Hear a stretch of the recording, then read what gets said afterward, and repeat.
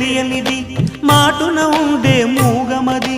కమ్మని తలపుల కావ్యమయే కవితలు రాసే మౌనమది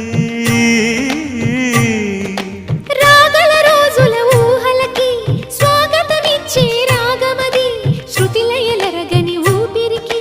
స్వరములు కూర్చే గానమది ఋతువుల రంగులు మార్చేది కల్పన కలిగిన మది భావం బ్రతుకును పాటగా మలిచేది